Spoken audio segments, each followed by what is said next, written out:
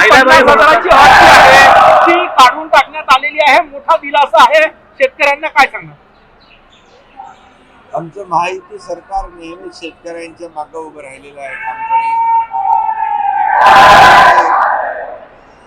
शेतकरी जेव्हा संकटात तेव्हा सरकारने त्यांच्या मागे उभं राहण्याचं काम केलं. आणि आम्ही नेहमी सांगतो, राज्याच्या तिजोरीवर पहिला अधिकार कुणाचा असेल तो आमच्या बळीराजाचा आहे. आणि त्यामुळे काल अंतिम आठवडा प्रस्तावाच्या उत्तरामध्ये मुख्यमंत्री महोदयांनी ज्या कर्जमाफीमधल्या ज्या अटी होत्या त्या अटी काढून टाकल्या, कमी केल्या. 50,000ची अट देखील काढून टाकली. त्यामुळे लाखो शेतकऱ्यांना 2 लाखापर्यंतचं कर्ज जे आहे ते त्यांचं माफ होणार आहे. हा मोठा दिलासा आपल्या बळीराजाला शेतकऱ्यांना महायुतीने आमच्या सरकारने दिलेला आहे. शरद पवारांनी सुद्धा या कर्जमाफीचं कौतुक केलेलं आहे. याचा अर्थ काय काढायचा नेमका? शरद पवार साहेब हे ज्येष्ठ नेते आहेत. चांगल्याला चांगलं म्हणण्याची त्यांची वृत्ती आहे आणि अनेक वेळा त्यांनी ते दाखवून दिलेलं आहे.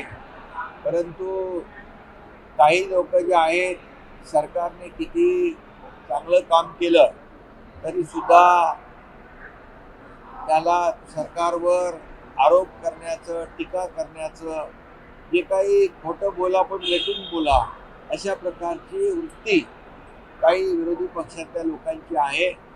त्यांना हा खऱ्या अर्थाने एक शरद पवार साहेबांनी दिलेलं उत्तर. उद्धव ठाकरे पुढच्या शनिवारी नागपूरला येऊन रामरक्षा पठण करणार आहेत असं ट्विट संजय राऊतांनी केलेलं आहे. मुख्यमंत्र्यांच्या शहरात येऊन आता या सगळ्या बाबतीत आंदोलन करणार. खरं म्हणजे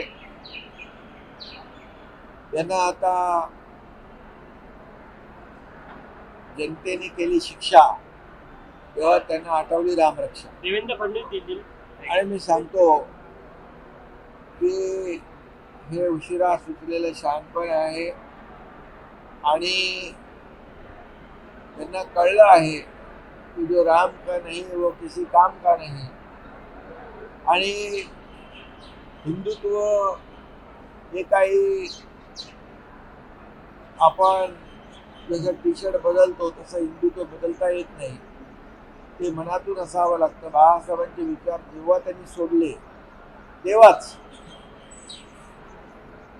त्यांचं राम रक्षा असू द्या, अयोध्या मंदिरावर अनेक वेळा टीका करणाऱ्यांनी आता राम रक्षा म्हणणं एक मोठा विनोद आहे.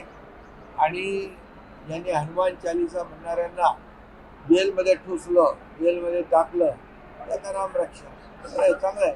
संजय राऊत म्हटले की फडणवीस साहेब दिल्लीत जाणार आहे. जिस तरीके से फडणवीस साहब दिल्ली जाना बात आपने की थी, मुद्दा कहाँ तक पहुँचा है? क्या वहाँ पे भी बड़े पैमाने पे भ्रष्टाचार हुआ है? किस तरीके की बात सामने आ रही है? यहाँ पर सिद्धिविनायक में जिस तरीके से देखिए, मैंने कहा क्या, मैंने बताया कि जो एक जभी वो किलेदार जो मनसे के पदाधिकारी है उन्होंने प्रेस कॉन्फ्रेंस ली थी और वो प्रेस कॉन्फ्रेंस का मैं कल के मेरे रिप्लाई में उसका मुद्दा दिया था कि सिद्धिविनायक मंदिर में जब गड़बड़ी हुई थी तभी मुख्यमंत्री रह चुके वाटाक ने क्यों उसकी जांच पड़ताल करने का आदेश दिया नहीं. तो राम मंदिर के बारे में आज बोलते हैं, राम रक्षा करते हैं. जो राम मंदिर पर टीका करते थे, मंदिर वही बनाएंगे, तारीख नहीं बताएंगे, ऐसे बहुत बड़ी चेष्टा करते थे. लेकिन प्रधानमंत्री नरेंद्र मोदी जी ने राम मंदिर भी बनाया, तारीख भी बता दी. अभी वहाँ पर जो है मैंने उसका दाखला दिया था कि एक प्रेस कॉन्फ्रेंस जो ली थी किलेदार जो मनसे की अभी उनके समिति पक्ष में है, तो इसकी भी जांच उस वक्त कराने का आदेश होना चाहिए था, लेकिन वो नहीं हुआ. इसका ये मुद्दा मैंने संपूर्ण महाराष्ट्रामध्ये शिवसेना मजबूत केली जात आहे. उन्होंने कहा था किल्लेदार जी ने, मनसे के लीडर ने, कि सिद्धि विनायक को धोखे और वहां पहुंचते थे खोके। अब ये मेरा नहीं है बोलना, मैंने नहीं बोला है, ये उन्होंने प्रेस कॉन्फ्रेंस किया था, उसका दाखिला मैंने दिया है।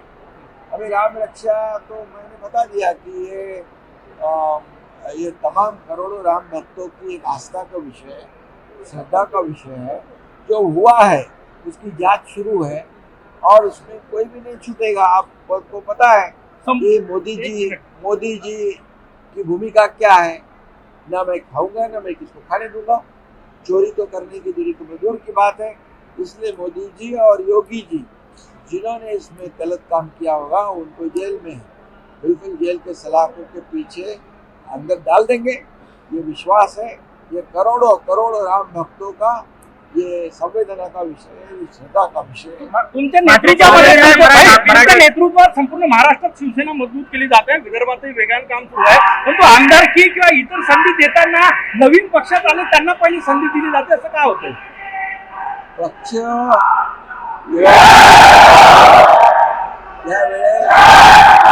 यावेळेस जी काही समीकरणं आहेत पक्षवाढीसाठीच करावी लागतात आणि पक्ष वाढला तर सर्व कार्यकर्त्यांना संधी देता येते.